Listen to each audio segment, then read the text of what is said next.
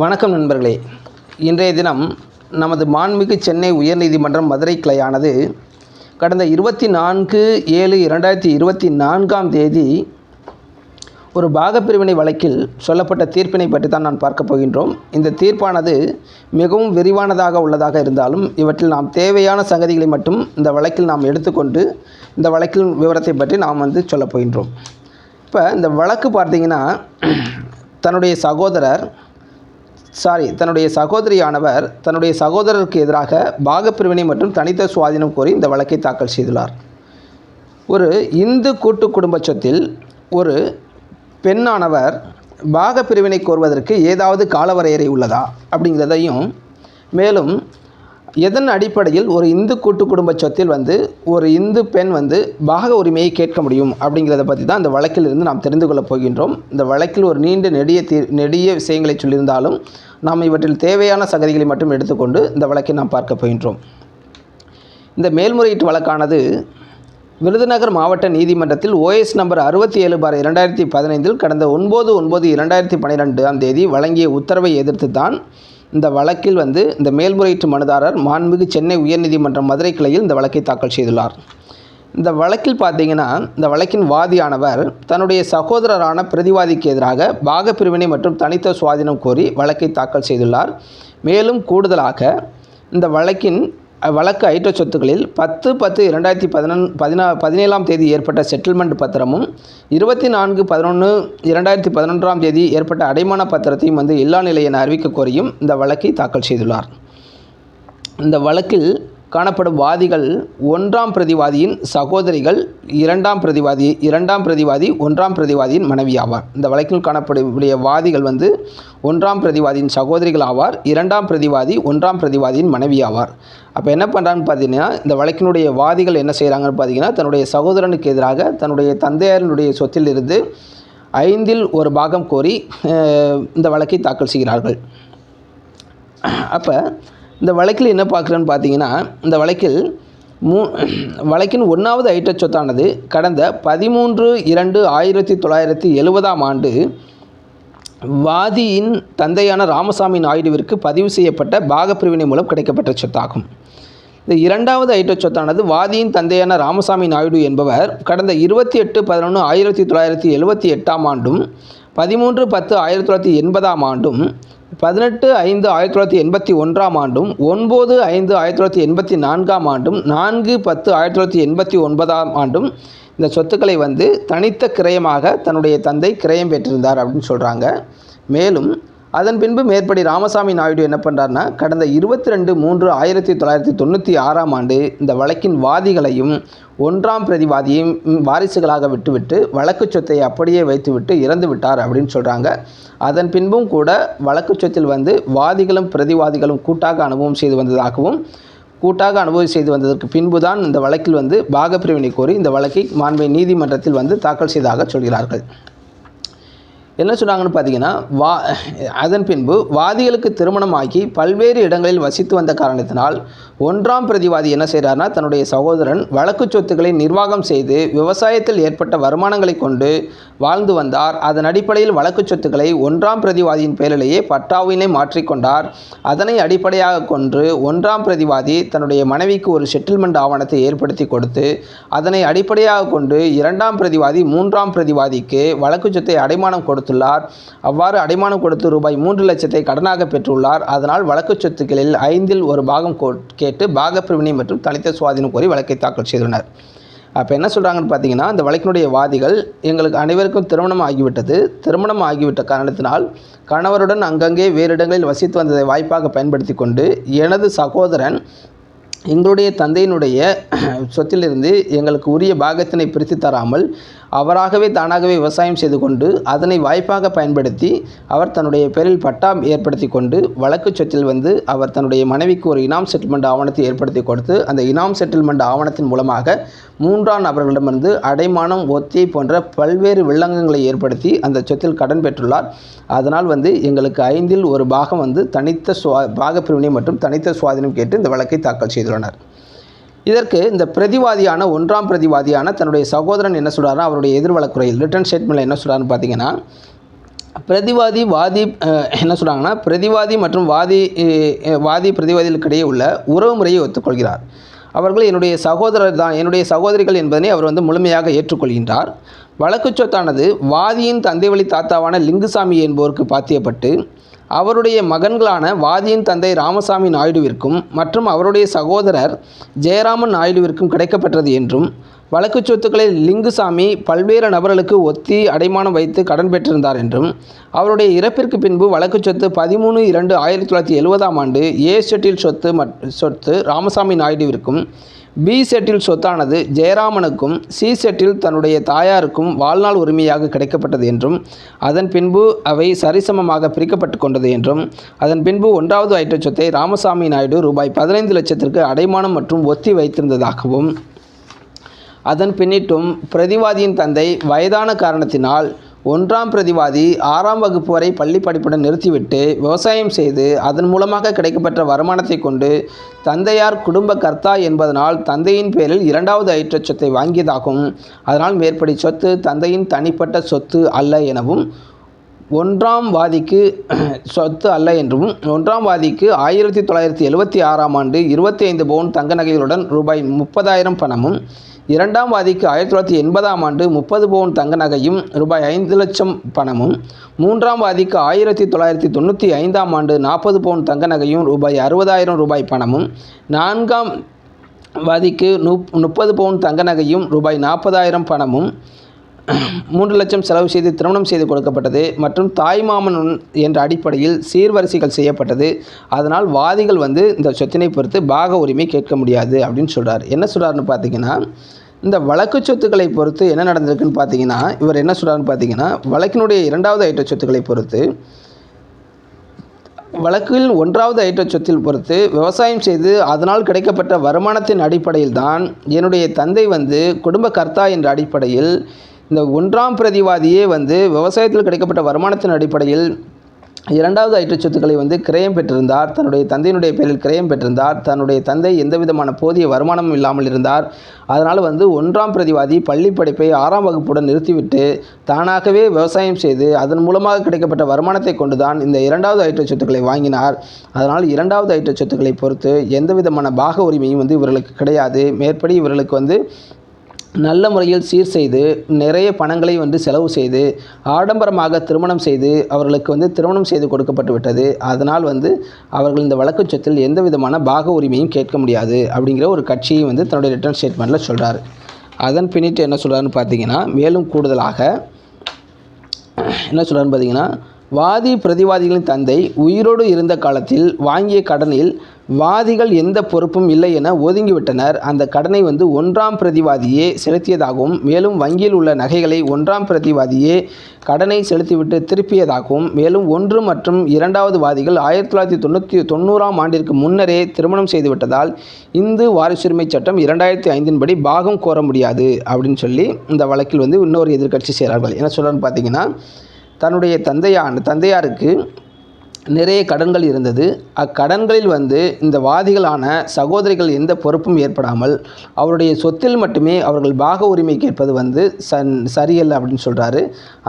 அந்த கடன்களையும் அடைமானம் இருந்த நகைகளையும் 1ஆம் பிரதிவாதி தான் அவருடைய உழைப்பின் மூலமாக கிடைக்கப்பட்ட வருமானத்தை கொண்டே அவர் வந்து செலுத்தி அந்த வருமானத்தின் வாயிலாக கிடைக்கப்பட்ட வருவாயிலிருந்து அந்த நகைகளை மீட்டதாகவும், அதனால் ஒரு கடனில் வந்து பொறுப்பு ஏற்றுக்கொள்ளாமல் அவருடைய சொத்துக்களில் மட்டுமே பாக உரிமை கேட்பது என்பது சட்டப்படியும் நியாயப்படியும் ஏற்றுக்கொள்ளக்கூடியதல்ல அப்படின்னு சொல்லி ஒரு கட்சியை வெளிக்கிறார்கள். மேலும் வாதிகளுக்கு 1990ஆம் ஆண்டிற்கு முன்பே திருமணம் செய்துவிட்டதால் இந்து வாரிசுரிமை சட்டம் 2005 படி பாகம் கேட்க முடியாது அப்படிங்கிற ஒரு கட்சியை எடுக்கின்றார்கள்.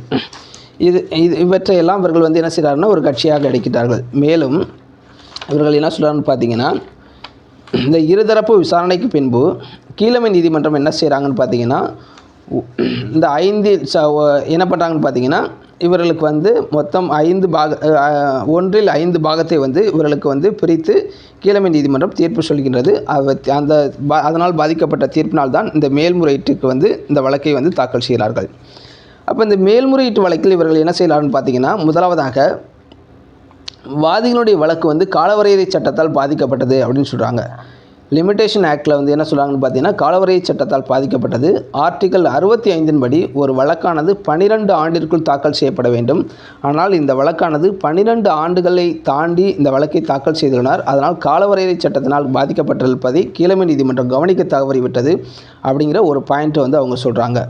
அப்போ ஆர்டிகல் 65 என்ன சொல்லுதுன்னு பார்த்தீங்கன்னா ஒரு வழக்கை வந்து 12 ஆண்டுகளுக்குள் தாக்கல் செய்ய வேண்டும். அப்போ என்ன சொல்கிறாங்கன்னா the date of the limitations runs from the date of possession become a adverseன்னு சொல்கிறாங்க. எப்பொழுது வந்து அந்த லிமிட்டேஷன் தொடங்குகிறது அப்படிங்கிறது வந்து ஆர்டிகல் 65 படி சொல்கிறாங்க. அடுத்து ஆர்டிகல் 110 ஆர்டிகல் 110 என்ன சொல்கிறாங்கன்னு பார்த்தீங்கன்னா அந்த காலவரையறை என்பது எப்பொழுது தொடங்குகின்றது என்றால் திருமணம் செய்து கொண்டு கணவர் வீட்டிற்கு சென்ற பெண்ணின் திருமண நாளிலிருந்து கிடையாது என்றும் எப்போது ஒரு பெண் பாகப்பிரிவினை கேட்டு அதற்கு மறுப்பு தெரிவிக்கப்படுகிறதோ அந்த நாளில் இருந்து தான் ஆரம்பமாகின்றது அப்படின்னு வந்து நீதிமன்றம் சொல்கிறாங்க. என்ன சொல்கிறாங்கன்னா நீங்கள் சொல்லக்கூடிய ஆர்டிகல் 65 படியோ அல்லது ஆர்டிகல் 110 படியோ இந்த காலவரையை வந்து பாதிக்கப்படவில்லை. இந்த காலவரையறை என்பது என்ன சொல்கிறாங்கன்னு பார்த்தீங்கன்னா ஒரு காலவரையறை என்பது எப்பொழுது ஒரு பெண்ணுக்கு திருமணம் நடைபெற்றதோ அந்த திருமணம் நடைபெற்ற நாளிலிருந்து அந்த காலவரையறையை நீங்கள் கணக்கீடு செய்யக்கூடாது. எப்பொழுது அந்த ஒரு பெண் தன்னுடைய தந்தையாருடைய சொத்தில் பாக உரிமை கேட்டு அந்த சொத்து அவருக்கு கொடுப்பதற்காக மறுக்கப்படுகின்றதோ இந்த மறுக்கப்படும் தேதியிலிருந்து தான் இந்த காலவரையறை என்பது தொடங்குகிறது. அதனால் இந்த வழக்கில் வாதிகள் 14/7/2012 தேதி பாகம் கோரி வழக்கறிஞர் அறிவிப்பு கொடுக்கின்றனர். பின்னர் 8/6/2015 தேதியே வழக்கை தாக்கல் செய்துள்ளதால் 12 ஆண்டு கால காலவரையறை தாண்டிவிட்டது என சொல்ல முடியாது அப்படிங்கிறத வந்து இந்த காலவரையறைக்கு வந்து அவர்கள் சொல்கிறார்கள். மேலும் ஒன்றாம் வாதிக்கு 1976 ஆண்டும் 2ஆம் வாதிக்கு 1980 திருமணம் நடைபெற்றுவிட்டதால் மத்திய அரசு கொண்டு வந்த 20/12/2004 சட்ட திருத்தத்தின் அடிப்படையில் பாகம் கோர முடியாது அப்படின்னு அவர்கள் இருக்கக்கூடிய ஒரு கட்சிக்கு என்ன சொல்கிறார்கள் பார்த்தீங்கன்னா அப்போ இந்த சட்ட திருத்தம் என்ன நாம் முதலில் தெரிந்து கொள்ள விட வேண்டும். அப்போ இந்த சட்ட திருத்தத்தை பற்றி நாம் பார்க்கப்படும் பொழுது மத்திய அரசு என்ன பண்ணுறாங்கன்னு சொல்லிங்கன்னா இந்து வாரிசுரிமை சட்டத்தில் வந்து கடந்த 2005 என்ன சொல்கிறாங்கன்னா ஒரு திருத்த சட்டம் கொண்டு வருகிறார்கள். அதில் என்ன சொல்கிறார்கள்னா பிரிவு 6 இந்து வாரிசுரிமை சட்டம் 2005 வந்து என்ன சொல்கிறாங்கன்னா பிரிவு 6 வந்து திருத்தம் செய்து அதில் ஆண் மற்றும் பெண் என்ற பாகுபாடு பார்க்கக்கூடாது அப்படின்னு சொல்கிறாங்க. என்ன சொல்கிறாங்கன்னு பார்த்தீங்கன்னா ஒரு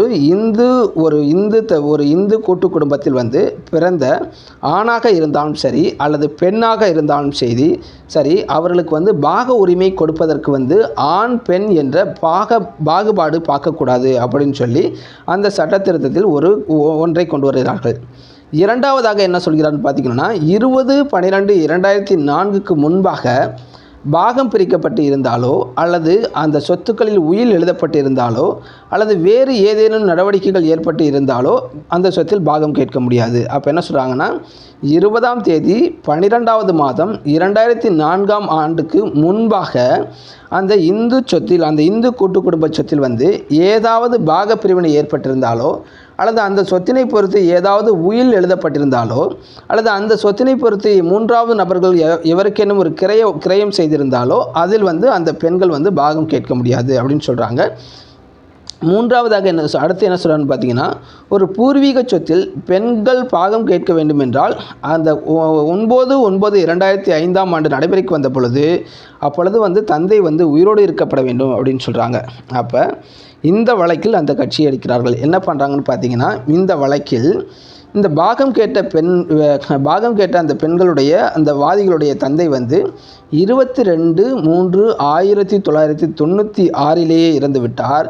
அதனால் இவர்கள் பாகம் கேட்கப்பட்ட காலகட்டத்தில் வந்து இவர்களுக்கு வந்து என்ன பண்ணுறாங்கன்னு சொன்னால் தந்தை உயிரோடு இல்லாத காரணத்தினால் மேலும் கூடுதலாக அவர்களுக்கு வந்து 1979 1980 போன்ற ஆண்டுகளிலே அவர்களுக்கு திருமணம் நடந்துவிட்ட காரணத்தினாலும் அவர்கள் வந்து இந்த சொத்தில் வந்து அவர்களுக்கு வந்து பாகம் வந்து இந்து கூட்டு குடும்ப சொத்தில் பாகம் கொடுக்க முடியாது, பாகம் கோர முடியாது, அதனை கீழமை நீதிமன்றங்கள் கவனிக்க தவறிவிட்டது அப்படிங்கிற ஒரு கட்சியை எடுக்கிறார்கள். அப்போ என்ன சொல்கிறாங்கன்னா இதில் மெயினான விஷயம் காலவரையறை கடந்து விட்டது என்று சொல்லப்படும் பொழுது காலவரையறை கணக்கீடு செய்வது என்பது எங்கு தொடங்குகின்றது? ஒரு பெண் திருமணம் ஆன தேதியிலிருந்து 12 ஆண்டுகளுக்குள் வழக்கு தாக்கல் செய்ய வேண்டும் என்று சொல்லப்படுவது வந்து சட்ட நிலைப்பாடு அல்ல. எப்பொழுது அவர் திருமணமானதற்கு பின்பு எப்பொழுது தன்னுடைய சகோதரனிடமிருந்து தன்னுடைய இந்து கூட்டு குடும்ப சொத்தில் தன்னுடைய தந்தையினுடைய பூர்வீக சொத்திலிருந்து பாகம் கேட்கிறாரோ, அவ்வாறு பாகம் கேட்டு அந்த பாகம் என்றைக்கு மறுக்கப்படுகின்றதோ அதிலிருந்து 12 ஆண்டுகள் தான் வந்து காலவரையை வந்து கணக்கிடப்பட வேண்டும் அப்படின்னு சொல்கிறாங்க.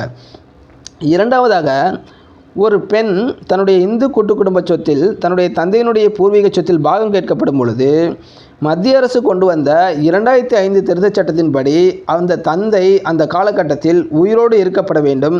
அவ்வாறு உயிரோடு இல்லை என்றால் அந்த சொத்தில் பாகம் கொடுக்க முடியாது என்று அப்படின்னு சொல்லி அந்த சட்ட திருத்தத்தை வந்து மேற்கோள் காட்டுகிறார்கள். அப்படி பார்க்கப்படும் பொழுது இந்த வழக்கில் 22/3/1996 அவருடைய தந்தை இறந்து விட்டார். அதனால் இந்த வழக்கில் அவர்களுக்கு உரிய பாகத்தினை வந்து கொடுக்க முடியாது, அதனை கீழமை நீதிமன்றம் கவனிக்க தவறிவிட்டது அப்படிங்கிற ஒரு கட்சியை எழுக்கின்றார்கள். ஆனால் இந்த வழக்கை தெளிவாக விசாரணை செய்த நீதிமன்றம் என்ன சொல்கிறாங்கன்னு பார்த்தீங்கன்னா, நீங்கள் சொல்வது போல் 1996 ஆண்டிற்கு 96ஆம் ஆண்டே உங்களுடைய தந்தை இறந்து போய்விட்ட காரணத்தினால் ஒரே காரணத்தினை அடிப்படையாக கொண்டு மட்டுமே இந்த வழக்கில் வந்து வாதிகளுக்கு பாக உரிமை கொடுக்க முடியாது என்று மறுக்க முடியாது அப்படிங்கிற ஒரு தெளிவான இதை எடுக்கிறாங்க. இது எதனை மேற்கோள் காட்டியவர்கள் எடுத்திருப்பார்கள் என்று பார்த்தோம் என்றால், உச்சநீதிமன்றம் வந்து வினிதா சர்மா vs ராகேஷ் சர்மா என்ற வழக்கில் வந்து இவ்வாறான இந்த இந்து வாரிசுரிமை மத்திய அரசு கொண்டு வந்த 2005 சட்ட திருத்தத்தில் மிக தெளிவாக வந்து அந்த தீர்ப்பை வந்து மேற்கோள் காட்டி சொல்கிறார்கள். என்ன சொல்கிறாங்கன்னு பார்த்தீங்கன்னா, வினிதா சர்மா vs ராகேஷ் சர்மா என்ற வழக்கில் மத்திய அரசு கொண்டு வந்த 2005 சட்ட திருத்தம் வந்து கொண்டு வந்த பொழுது தந்தை உயிரோடு இருக்க வேண்டும் என்பது கட்டாயம் இல்லை. தந்தை உயிரோடு இருந்தாலும் சரி, உயிரோடு இல்லாவிட்டாலும் சரி, இந்து கூட்டு குடும்ப சொத்தில் அந்த பெண் அந்த குடும்பத்தில் ஒரு உறுப்பினராக பிறந்து விட்டாலே பிறப்பின் அடிப்படையில் அந்த பெண்ணுக்கு வந்து என்ன உண்டு, பாக உரிமை உண்டு. அதனால் வந்து நீங்கள் இந்த காலவரையறை கணக்கீடு செய்தோ இந்த மத்திய அரசு கொண்டு வந்த 2005 சட்ட திருத்தத்தை நீங்கள் வந்து மேற்கோள் காட்டியோ வந்து பாக உரிமை வந்து கொடுப்பதற்கு மறுக்க முடியாது அப்படின்னு சொல்லி இந்த வழக்கிலும் வந்து தீர்ப்பு சொல்லி, இந்த வழக்கில் வாதிகள் கேட்டது போல் அவர்களுக்கு உரிய பாக உரிமையை வந்து இந்த வழக்கில் வந்து பிரித்து கொடுப்ப சொல்லி இந்த மேல்முறையீட்டு நீதிமன்றம் வந்து என்ன பண்ணுறாங்க, அனுமதி அளித்து அப்பீல் மனுவை வந்து என்ன பண்ணுறாங்கன்னா தள்ளுபடி செய்து கீழமை நீதிமன்ற உத்தரவை வந்து அனுமதி அளித்தும் மேல்முறையீட்டு மனுவை வந்து தள்ளுபடி செய்தும் ஒரு உத்தரவு பிறப்பிக்கிறார்கள். அப்போ இந்த வழக்கில் வந்து இவர்கள் வந்து நிறைய மேற்கோள் காட்டிட்டு இருக்கிறார்கள். என்ன சொல்கிறாங்கன்னு பார்த்தீங்கன்னா, இந்த வழக்கில் அவர்கள் பெற்ற கடனை பற்றி வந்து அவர்கள் தீர்க்கமாக ஆலோசனை செய்து அந்த கடன் யார் செலுத்த வேண்டும், அந்த கடன் உண்மையான கடனா அப்படிங்கிறதெல்லாம் வந்து நிறைய விசாரணை செய்திருக்கிறார்கள். அவற்றிற்கெல்லாம் நான் போகவில்லை. ஏனென்றால் இது வழக்கமாக எல்லா வழக்குகளையும் வரக்கூடிய ஒரு விஷயம்தான். அவற்றை நான் வந்து இந்த வீடியோவில் வந்து மிக தெளிவாக சொல்கிறோம் என்றால் காலதாமதம் ஆகிவிடும். இந்த வழக்கில் வந்து காலவரையறை என்பது எந்த இடத்திலிருந்து முடிவாகின்றது. ஒரு இந்து பெண் தன்னுடைய கூட்டு குடும்ப சொத்தில் வந்து பாகம் கேட்பதற்கு 12 ஆண்டுகள் என்பது எந்த காலகட்டத்திலிருந்து அது வந்து தீர்மானிக்கப்படுகிறது? அந்த பெண் திருமணமான தேதியிலிருந்து தீர்மானிக்கப்படுகிறதா, அல்லது அந்த பெண்ணுக்கு எப்பொழுது வந்து பாக உரிமை கேட்கின்றாரோ பாக உரிமை மறுக்கப்பட்ட தேதியிலிருந்து அந்த காலவரையறை என்பது முடிவு செய்யப்படுகிறதா அப்படிங்கிற ஒரு விஷயத்தை நாம் பார்க்கின்றோம். மேலும் வந்து மத்திய அரசு கொண்டு வந்த 2005 சட்டத்திருத்தத்தின்படி அந்த பெண்ணுக்கு வந்து பாக உரிமை கேட்கப்படும் பொழுது அவருடைய தந்தை வந்து உயிரோடு இருக்கப்பட வேண்டுமா அல்லது உயிரோடு இருக்க வேண்டிய அவசியம் இல்லையா அப்படிங்கிற அதை வந்து நாம் இந்த வழக்கில் வந்து நாம் வந்து தெரிந்து கொள்கின்றோம். அதனால் இந்த வழக்கில் உள்ள சொல்லப்பட்ட சங்கதிகளை நீங்கள் இந்த மத்திய அரசு கொண்டு வந்த 2005 சட்ட திருத்தத்தை மேற்கோள் காட்டி யாரேனும் இந்த பாக உரிமை கொடுக்க மறுத்தால் நீங்கள் இந்த வழக்கினுடைய தீர்ப்பை பயன்படுத்திக் கொள்ளலாம். மேலும் இந்த வழக்கினுடைய தீர்ப்பிற்கு முன்பே வினிதா சர்மா vs ராகேஷ் சர்மா என்ற வழக்கில் மாண்புமிகு உச்சநீதிமன்றம் மிக தெளிவாக ஒரு இந்து கூட்டு குடும்ப சொத்தில் பெண்களுடைய பாக உரிமையை பற்றி மிக தெளிவாக சொல்கிறார்கள். அதனால் நீங்கள் அந்த வழக்கை நீங்கள் மேற்கோள் காட்டி நீங்கள் உரிய பாக விகிதத்தை வந்து கேட்டுக்கொள்ளலாம். இந்த வழக்கில் நிறைய விடயங்கள் சொல்லப்பட்டுள்ளது. அவற்றையெல்லாம் நான் குறைத்து இதில் வந்து காலவரையறை பற்றியும் மற்றும் இந்த வழக்கில் வந்து மத்திய அரசு கொண்டு வந்த சட்ட திருத்தத்தை பற்றியும் தான் இந்த வழக்கில் நான் மிக தெளிவாக நான் வந்து கண்ணோட்டத்தில் எடுத்து சொல்கின்றேன். மற்ற விடயங்கள் நிறைய உள்ளது. அவற்றை நான் இந்த தீர்ப்பில் வந்து சொல்லப்பட்டதை நான் இங்கு சொல்லப்படவில்லை. அதனால் நீங்கள் இந்த தீர்ப்பையும் நீங்கள் பயன்படுத்தி கொள்ளலாம். இந்த தீர்ப்பையும் பார்த்து கொண்டு நீங்கள் தெளிவாக இந்த தீர்ப்பை நீங்கள் முழுமையாக படித்து கொண்டு நீங்கள் வந்து வழக்காடுவதற்கும் நீதிமன்றத்தில் இந்த தீர்ப்பை மேற்கோள் காட்டுவதற்கும் நீங்கள் பயன்படுத்தி கொள்ளலாம். இந்த தீர்ப்பை நீங்கள் முழுமையாக படித்த பின்புதான் நீங்கள் இந்த வழக்கிற்கு உகந்ததா என்பதனை உங்களால் புரிந்து கொள்ள முடியும். அதனால் இந்த வழக்கில் உங்களுடைய விவரங்களை டிஸ்கிரிப்ஷன் பாக்ஸில் போட்டிருக்கேன், பார்த்து தெரிந்து கொள்ளுங்கள். நன்றி நண்பர்களே.